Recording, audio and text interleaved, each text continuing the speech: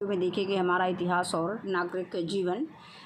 ये कक्षा 7 की पुस्तक है। तो इसमें आज हम लोग पढ़ेंगे पाठ 13 मराठा राज्य का उदय एवं भारत में यूरोपियों का आगमन। इसके पहले हमने मुगल वंश के बारे में पढ़ा था और अब जो है मराठा राज्य का उदय कैसे हुआ था और यूरोपियों का आगमन कैसे हुआ था, ये इस वीडियो में देखेंगे।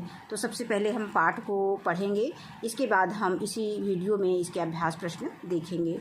तो पाठ को ध्यान से सुनना है जिससे कि इसके प्रश्न आसानी से हल कर सकें। अब है पाठ 13 मराठा राज्य का उदय एवं भारत में यूरोपियों का आगमन। मराठा शब्द का उदय किसी एक व्यक्ति अथवा विशेष व्यक्ति समूह का कार्य न था, बल्कि इसका आधार महाराष्ट्र के संपूर्ण निवासी थे। कहने का मतलब मराठा शक्ति का उदय में अगर देखा जाए तो किसी एक व्यक्ति विशेष या किसी एक व्यक्ति समूह का विशेष समूह व्यक्ति समूह का हाथ नहीं था, कार्य नहीं था, बल्कि पूरे महाराष्ट्र के संपूर्ण निवासियों का इसमें योगदान था, जिन्होंने जाति, भाषा, धर्म, साहित्य और निवास स्थान के एकता के आधार पर राष्ट्रीयता की भावना को जन्म दिया। अब हम पढ़ेंगे आगे इसी के। औरंगजेब की प्रशासकीय अव्यवस्था के कारण केवल उत्तर भारत में ही नहीं वरन दक्षिण भारत की मुस्लिम रियासतों में भी गहरा असंतोष था। सोई हुई मराठा जाति को रामदास, तुकाराम, श्री एकनाथ जैसे संतों ने एक भाषा, एक ही प्रकार के रीति रिवाज और एक सी जीवन पद्धति की भावना उत्पन्न करके एक सूत्र में बांध दिया। मराठों में राष्ट्रीय भावना का संचार करने के लिए शिवाजी के रूप में मराठों को एक वीर योद्धा तथा नेता मिल गया। शिवाजी ने मराठों को संगठित करके दक्षिण में स्वतंत्र राज्य की स्थापना की। शिवाजी का शासनकाल जो है 1627 ईस्वी से 1680 ईस्वी तक का रहा। मराठा साम्राज्य के प्रथम शासक शिवाजी थे। यानी ये जीके में प्रश्न आता है कि मराठा साम्राज्य का प्रथम शासक कौन था, तो उसमें हम शिवाजी लिख सकते हैं। और शिवाजी का जन्म कब हुआ था, तो शिवाजी का जन्म जो है अप्रैल 1627 ईस्वी में हुआ था, 1627 ईस्वी में। और कहाँ हुआ था, सिवनेर के दुर्ग में हुआ था। इनके पिताजी का नाम शाहजी भोसले था और माताजी का नाम जीजाबाई था। शाहजी भोसले पहले अहमदनगर के निजाम और बाद में बीजापुर के दरबार में नौकरी करते थे। शिवाजी के पालन पोषण का पूरा दायित्व उनकी माता जीजाबाई पर था। शाहजी ने शिवाजी को अपनी एक जागीर पुणे में दे रखी थी। शिवाजी साहसी थे और सोचते थे कि वह दूसरे राजाओं की सेवा क्यों करें, खुद का राज्य क्यों न बना लें। मराठों का अलग राज्य बनाने का उद्देश्य लेकर शिवाजी 18 साल की उम्र में ही सेना इकट्ठे करने लगे। धीरे धीरे अपनी शक्ति संगठित करके एक स्वतंत्र राज्य बनाने के उद्देश्य से शिवाजी ने आसपास के क्षेत्रों पर आक्रमण करके उन्हें जीत लिया। उन्होंने पूना के आसपास के कई पहाड़ी किलों को जीता और नए दुर्गों का निर्माण भी कराया, जैसे रायगढ़ का दुर्ग। अब ये चित्र में रायगढ़ का दुर्ग दिखाया गया है, ये दिया गया है। और यहाँ पे इस चित्र में दिखाया गया शिवाजी अपने सैनिकों के साथ ये घोड़े से कहीं जा रहे हैं। शिवाजी को स्वतंत्र राज्य की स्थापना करने में दक्षिण के बीजापुर और अहमदनगर के सुल्तानों तथा दिल्ली के मुगल बादशाह से संघर्ष करना पड़ा। शिवाजी को मारने के लिए बीजापुर के सुल्तान ने अपने एक प्रमुख सेनापति अफजल खां को एक विशाल सेना के साथ भेजा। अफजल खां ने शिवाजी को मारने के लिए चालाकी से उसे अपने तंबू में बुलाया। आइए अब आगे की कहानी पढ़ें। शिवाजी को नियंत्रित करने के लिए मुगल बादशाह औरंगजेब ने सूबेदार शाइस्ता खां को भेजा। शिवाजी ने उसे भी परास्त कर दिया। इसके बाद औरंगजेब ने जय सिंह को शिवाजी के पास भेजा। जय सिंह के समझाने बुझाने पर औरंगजेब ने संधि करने के लिए शिवाजी औरंगजेब के दरबार में गए। वहाँ शिवाजी के स्वतंत्र व्यवहार से वह असंतुष्ट हो गया और उसने शिवाजी को कैद कर लिया। शिवाजी औरंगजेब की इस कैद से एक योजना बनाकर निकल गए, यानी शिवाजी जो है औरंगजेब की इस कैद से एक योजना बनाकर उस कैद से बाहर निकल लिए। इसके बाद उन्होंने 1670 ईस्वी में यानी 1670 में सूरत पर आक्रमण करके बहुत सी संपत्ति इकट्ठा कर ली। शिवाजी का रायगढ़ में एक पंडित गंगा भट्ट के द्वारा विधिवत राज्याभिषेक हुआ। किस पंडित के द्वारा हुआ? पंडित गंगा भट्ट के द्वारा हुआ था और उन्होंने छत्रपति की उपाधि धारण की और उसी राज्याभिषेक के बाद उनको छत्रपति की उपाधि मिली है। शिवाजी का राज्य उत्तर में रामनगर सूरत में स्थित है से लेकर दक्षिण में कारवार तक समुद्र तट के किनारे फैला हुआ था। 1680 ईस्वी में शिवाजी की मृत्यु हो गई। अब यहाँ पे चित्र में थोड़ा सा शिवाजी के शासनकाल के विषय में दिखाया गया है। अफजल खां अपने पहरेदारों के साथ पालकी में बैठकर शिवाजी से मिलने चल दिया। ये यहाँ पे ये दिखाया गया है, पालकी में अफजल खां जो है ये शिवाजी से मिलने जा रहा था और उसके पहरेदार उसके साथ हैं। शिवाजी ने कहा, सेना मत लाना, डरपोक कहीं का। शिवाजी भी अपने पहरेदारों के साथ अफजल खां से मिलने चल दिए।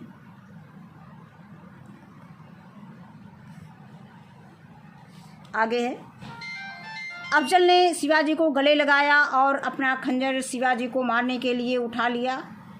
अरे, यह मुझे मारना चाहता है तो तुम्हारा अंतिम समय आ चुका है। आओ बेटे, मुझसे गले मिलो।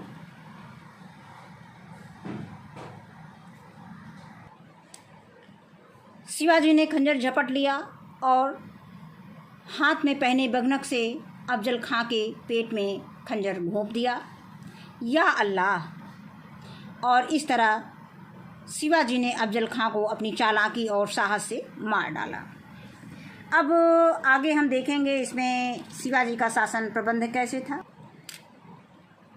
शिवाजी के शासन प्रबंध के विषय में कुछ बिंदु दिए गए हैं कि शिवाजी एक शिवाजी कुशल सैनिक, योग्य सेनापति तथा लोकप्रिय शासक थे।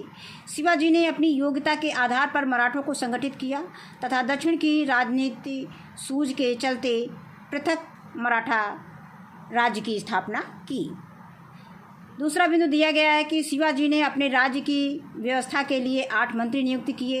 इन्हें अष्टप्रधान कहा जाता था और प्रत्येक मंत्री सीधे राजा के प्रति उत्तरदायी था। पेशवा का पद सबसे महत्वपूर्ण होता था। वित्त व्यवस्था व सामान्य प्रशासन पेशवा ही देखता था। जो महत्वपूर्ण पद थे वो पेशवा ही देखते थे, वित्तीय संबंधी। आगे दिया गया है कि साम्राज्य की सुरक्षा और विस्तार के लिए शिवाजी ने एक नियमित, स्थायी, अनुशासित सेना की व्यवस्था की। उन्होंने नगद वेतन देना शुरू किया था, यानी कि उन्हें नगद वेतन दिया जाता था। जो उन्होंने सुरक्षा के लिए जो सेना रखी थी उसके लिए उसको नगद वेतन दिया जाता था। उन्होंने एक बड़ा जहाजी बेड़ा भी बनाया। मराठा राज्य की आय का प्रमुख स्रोत भूमि पर लगने वाला कर था। ये भी जीके में प्रश्न पूछा जाता है कि मराठा राज्य की आय का प्रमुख स्रोत क्या था, तो भूमि कर था। ये भूमि पर जो लगने वाला कर था वही उसका स्रोत था आय का। इसके अतिरिक्त शिवाजी ने अपने राज्य के पड़ोस के मुगल क्षेत्रों में चौथ यानी आय का चौथा भाग लेते थे और सरदेशमुखी आय का 10वां हिस्सा नामक कर वसूल करना प्रारंभ किया। अब हम इसमें देखेंगे जो शिवाजी ने अपने शासन व्यवस्था के लिए जो 8 मंत्री नियुक्त किए थे उसे अष्टप्रधान कहा जाता था। तो अष्टप्रधान में कौन कैसे किस प्रकार के मंत्री काम कर रहे थे। पेशवा होता था, नंबर 1 पेशवा, ये प्रधानमंत्री पद होता था जिसे आजकल प्रधानमंत्री कहते हैं, प्रधानमंत्री का पद होता था। इसके बाद अमात्य है, ये मजूमदार होता था। मंत्री वाकिया नवीस और सचिव गुरु नवीस, सुमंत दबीर और सेनापति सर ए नौबत और पंडित राव, इसके बाद एक न्यायाधीश होते थे। तो इतने अष्टप्रधान में इतने मंत्री, 8 मंत्रियों की नियुक्ति की जाती थी। तो इस तरह से इनके शासनकाल के ये 8 मंत्री के पद थे। मंत्री थे। ये मानचित्र में मराठा का साम्राज्य दिखाया गया है। तो इस तरह से जो है शिवाजी का साम्राज्य था। अब इसके बाद हम देखेंगे उसी के आगे एक बिंदु इसमें और दिया गया है कि मुगल क्षेत्रों पर आक्रमण कर धन लूटा। जैसे सूरत बंदरगाह पर शिवाजी ने मराठा जाति को एकता के सूत्र में बांधकर मराठा राज्य को एक शक्तिशाली राज्य बनाया। शिवाजी के द्वारा स्थापित राज्य लंबे समय तक नहीं टिक सका। 18वीं शताब्दी में मराठे भारत की एक प्रमुख शक्ति बने रहे। अब आगे आता है शिवाजी के उत्तराधिकारी कौन कौन थे। शिवाजी को अष्टप्रधान मंत्री परिषद में पेशवा प्रधानमंत्री को सर्वोच्च स्थान प्राप्त था। शिवाजी के पौत्र साहू ने एक ब्राह्मण बालाजी विश्वनाथ को अपना पेशवा नियुक्त किया। साहू अकर्मण्य शासक था, यानी काम नहीं करना चाहता था, अकर्मण्य था। और बालाजी विश्वनाथ ने अपनी योग्यता एवं कुशलता से मराठा शासन को सुदृढ़ बनाया। उसने मुगल शासक मोहम्मद शाह रंगीला से दक्षिण इलाकों से चौथ और स्वदेशमुखी कर वसूलने का अधिकार प्राप्त किया। उसने उन इलाकों पर पुनः अधिकार किया जिन पर मुगलों का अधिकार हो गया था। सैनिक और आर्थिक दृष्टि से मराठों ने अपनी शक्ति को बहुत बढ़ा लिया था और जब वे मुगल सेना का सामना भली भांति कर सकते थे, मुगल बादशाह औरंगजेब को मराठों ने लगातार गोरिल्ला या छापामार युद्धों में व्यस्त रखा। अब छापामार युद्ध प्रणाली क्या है? सेना की छोटी टुकड़ी जिसमें सैनिकों की संख्या कम होती थी, ये शत्रु के आमने सामने युद्ध न करके पहाड़ियों व जंगलों में छिपकर उन पर पीछे से हमला करके भाग जाते थे। इस प्रणाली को छापामार युद्ध प्रणाली कहते थे। शिवाजी ने मुगलों से लड़ने के लिए छापामार युद्ध प्रणाली का प्रयोग किया था। इसे गोरिल्ला युद्ध प्रणाली भी कहते हैं। यानी छापामार युद्ध को गोरिल्ला प्रणाली युद्ध कहते हैं। और जो है मुगलों ने यानी शिवाजी ने मुगलों से लड़ने के लिए छापामार युद्ध का प्रयोग किया था। अब आगे आता है मराठा संगठन। बालाजी विश्वनाथ की मृत्यु के बाद उनका पुत्र बाजीराव प्रथम पेशवा बना। इस प्रकार पेशवा पद के वंशानुगत होने की परंपरा प्रारंभ हुई। बाजीराव प्रथम एक कुशल सेनापति, महत्वाकांक्षी और उच्च कोटि का कूटनीतिज्ञ था। उसने मालवा एवं गुजरात पर आधिपत्य स्थापित करके मराठा साम्राज्य का विस्तार किया। बाजीराव प्रथम की सबसे बड़ी उपलब्धि मराठा संगठन का निर्माण था। उन्होंने मुगल विजित प्रदेशों को मराठा सरदारों में बांट दिया। ये प्रमुख मराठा सरदार थे नागपुर के राघोजी भोसले, बड़ौदा के पिल्ली जी गायकवाड़ और इंदौर के मल्हर राव होलकर और ग्वालियर के रामजी सिंधिया। बाजीराव ने इनको अपने अपने क्षेत्रों में संपूर्ण स्वतंत्रता दी है। वे अपने अपने क्षेत्रों में अपने अनुसार कर लगाने के लिए स्वतंत्र थे, लेकिन उन्हें एक निश्चित रकम पेशवा को भेंट करनी पड़ती थी। इन मराठा सरदारों को पेशवा के अधीन रहकर कार्य करना होता था और समय पड़ने पर पेशवा के नेतृत्व में सैनिक अभियान में जाना पड़ता था। इस प्रकार मराठा सरदारों का यह समूह मराठा संगठन कहलाया, जिसका मुखिया कौन था? पेशवा था। बाजीराव प्रथम की मृत्यु के बाद उसकी पुत्री बाजीराव द्वितीय पेशवा बना। बाजीराव प्रथम की मृत्यु के बाद उसका पुत्र बाजीराव द्वितीय पेशवा बना। उसने मालवा, गुजरात, बुंदेलखंड, बंगाल, उड़ीसा, बीजापुर और औरंगजेब के कुछ हिस्सों पर अपना अधिकार कर लिया। इस प्रकार दक्षिण में मराठों का दबदबा बढ़ गया। राजपूत, जाट, रोहेले, अफगान भी मराठों की शक्ति से आतंकित हो गए थे। अब आगे एक तालिका दी गई है, तालिका को हमें पूरा करना है। इसके पहले वाले पार्ट में हम इसके विषय में पढ़ चुके हैं। इसमें आती है पानीपत का युद्ध, प्रथम युद्ध कब हुआ था? ये सन 1526 ईस्वी में हुआ था और किस किस के बीच में हुआ था? बाबर और इब्राहिम लोदी के बीच में हुआ था। परिणाम क्या हुआ था? बाबर जीत गए थे और इब्राहिम लोदी की हार हुई थी। इसके बाद पानीपत का द्वितीय युद्ध कब हुआ था? ये 1556 ईस्वी में हुआ था।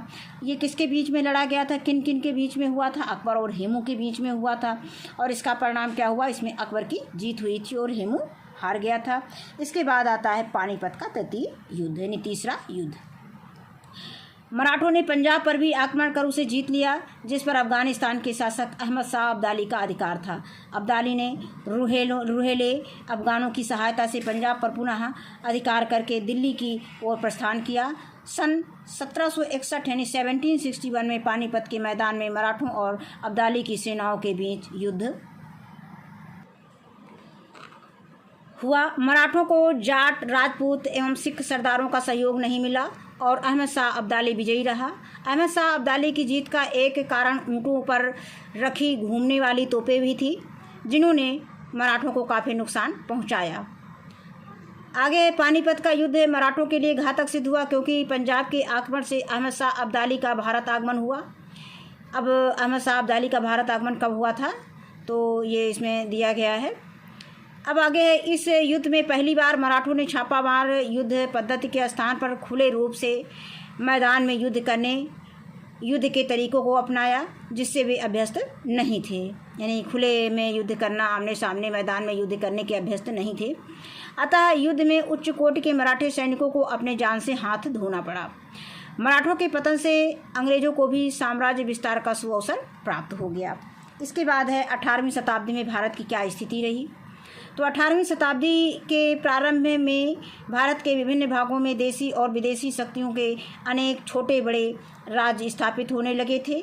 बंगाल, अवध और दक्षिण आदि प्रदेशों ने अपनी स्वतंत्रता स्थापित कर ली। भारत के उत्तर पश्चिम की ओर से विदेशी आक्रमण होने लगे। सन 1739 ईस्वी में नादिर शाह के आक्रमण ने कमज़ोर मुग़ल साम्राज्य की जड़ें हिला दी थी और सन 1761 यानी 1761 में अहमद शाह अब्दाली के आक्रमण ने मराठों के अस्तित्व को लगभग समाप्त ही कर दिया।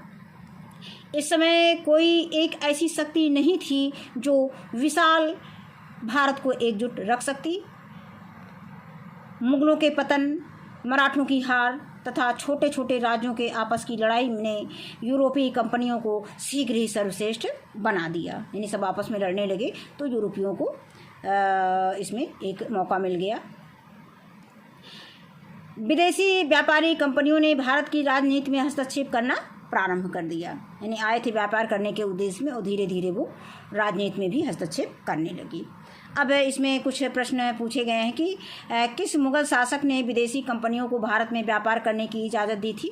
तो ये है जहांगीर ने 1613 ईस्वी में, हम इसमें उत्तर में केवल जहांगीर लिखेंगे, ये अपनी जानकारी के लिए कि 1613 ईस्वी में सूरत में अंग्रेजी ईस्ट इंडिया कंपनी को इन्होंने जो है व्यापार करने की इजाज़त की थी, सबसे पहली कंपनी थी। अब आगे आता है कि इस समय तक कौन कौन सी विदेशी कंपनियां भारत आ चुकी थी, उनके नाम लिखना है। तो पुर्तगाली थे, डच थे, फ्रांसीसी थे तथा ईस्ट इंडिया कंपनी भारत में आ चुकी थी। अब उसी के आगे देखेंगे कि जिस समय यूरोप में पुनर्जागरण आंदोलन जोर पकड़ रहा था, भारतीय समाज लोकवाद और भक्तिवाद के गहरे सागर में डूबा हुआ था। वह दूसरे देशों में हो रहे विकासों को नज़रअंदाज कर रहा था। मुगल साम्राज्य एवं उच्च वर्ग करोड़ों रुपए ऐश्वर्य सामग्री बनाने व जुटाने में खर्च कर देते थे। उन्होंने घरेलू औद्योगिक व्यापार को सुदृढ़ यानी मजबूत बनाने की बजाय विदेशों से भोग विलास की वस्तुएं मंगवाना उचित समझा। जहां यूरोप में किताबें मुद्रणालय में छपती थी, भारत में किताबें अभी तक हाथों से लिखी जाती थी, जिसका उदाहरण हमें बाबरनामा और अकबरनामा जैसी हस्तलिखित पुस्तिकाओं में मिलता है। यानी बाबरनामा और अकबरनामा ये क्या है, हस्तलिखित पुस्तिकाएं हैं। उस समय मुद्रणालय का मतलब छपाई का काम यहाँ नहीं होता था, हाथ से किताबें लिखी जाती थी। अब यहाँ पे ये दिखाया गया है चित्र में कि मुद्रणालय में किताब छपते हुए चित्र में दिखाया गया है। अब उधर यूरोप में जहाँ प्रौद्योगिकी का विकास हो रहा था तथा लड़ाई के लिए नए नए हथियार, बंदूक, हल्की तोपें आदि का निर्माण हो रहा था, भारतीय अभी भी पैदल सेना, हाथी, तलवार, भालों तथा भारी भरकम तोपों का इस्तेमाल कर रहे थे। यद्यपि 18वीं सदी में भारत में व्यापार और वस्तु निर्माण का विस्तार होता रहा, परंतु यूरोप की तुलना में भारत न केवल विज्ञान और प्रौद्योगिकी के क्षेत्र में बल्कि अन्य मामलों में भी पिछड़ा ही रहा। उदाहरण के लिए माल का ज़्यादातर निर्माण छोटे पैमाने पर ही किया जाता रहा। मशीनों का कोई इस्तेमाल नहीं किया गया और कारीगर सरल से सरल औजारों से ही कार्य करते रहे। नतीजा ये हुआ कि कोई भी कारीगर चाहे जितना भी कुशल क्यों ना रहा हो, उसकी उत्पादन क्षमता निम्न कोटि की ही रही। पश्चिम की तरह यहाँ के कारीगर तरक्की करके व्यापारी और उद्यमी नहीं बन सके। इसके अलावा दुनिया में यूरोपीय नाविक नए नए देश की खोज कर रहे थे तथा भारत में विदेशी यात्री व विदेशी व्यापारी आ रहे थे। शक्तिशाली मुगल भारतीय सेना नौसेना को सुदृढ़ बनाने के बजाय यूरोपीय जहाज़ों पर निर्भर रहे। उधर यूरोपीय देशों ने शक्तिशाली नौसेना तथा सुसंगठित व्यापारी बेड़े के कारण भारत के साथ व्यापारिक संबंध बनाए तथा इसका उन्होंने भरपूर लाभ उठाया। अब ये चित्र में दिखाया गया, ये 16वीं शताब्दी तक इस तरह से यंत्र यूरोप में बन चुके थे, जिसके आधार पर यूरोपीय नाविक देश विदेश की यात्रा करने में सफल रहे। ये यंत्र दिखाया गया था जिससे वो लोग यात्रा करते थे। अब यहाँ पर दिखाया गया है कारखाने में तोप का निर्माण हो रहा है और दूसरे चित्र में दिखाया गया है कि कारखाने में काम करते हुए लोगों को दिखाया गया है। इसके बाद यूरोपीय सैनिकों द्वारा बंदूक का इस्तेमाल किया जा रहा है और आगे दिया है कि विदेशी सुसंगठित व्यापारी बेड़े तैयार किए गए, ये चित्र में दिखाया गया है। इसके आगे मुगलों ने विदेशी व्यापार के महत्व को समझ लिया था। इस कारण उन्होंने यूरोपीय व्यापारिक कंपनियों को संरक्षण एवं प्रोत्साहन प्रदान किया। राष्ट्र के आर्थिक विकास में वे नौसेना के महत्व को नहीं समझ सके। इस कारण भारतीय व्यापारी एवं निर्माता शक्तिशाली नौसेना एवं सुसंगठित व्यापारी बेड़े के अभाव में विदेशों से होने वाले व्यापार के मुनाफे का अधिक लाभ नहीं उठा सके। इस प्रकार विज्ञान एवं तकनीकी के क्षेत्रों में भारत अन्य देशों से पिछड़ता गया। मुगल शासक वर्ग ने उन्हीं बातों में दिलचस्पी रखी जो उनके तात्कालिक महत्व तथा विलास की थी। भविष्य को निर्धारित करने वाली बातों के प्रति उनकी कोई रुचि नहीं थी।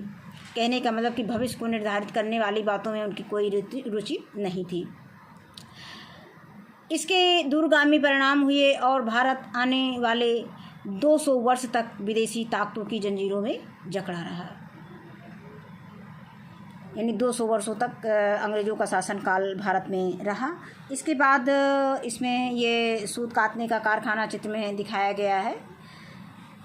अब आगे कुछ शब्दावलियाँ दी गई हैं, इनके विषय में जान लें कि चौथ क्या होता था।